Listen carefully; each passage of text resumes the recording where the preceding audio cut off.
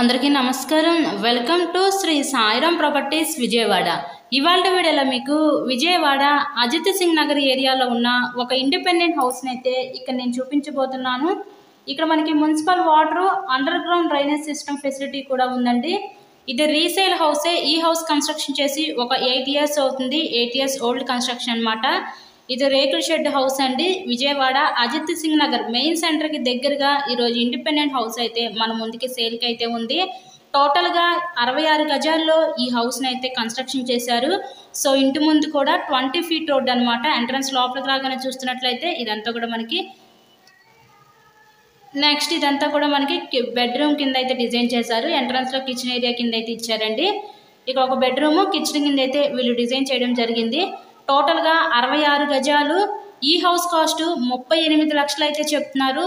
So మీకు కనుక నచ్చినట్లయితే స్క్రీన్ మీద ఉన్న మా కాంటాక్ట్ నెంబర్ కాల్ చేసి తప్పకుండా ఈ హౌస్ని అయితే విజిట్ చేయండి.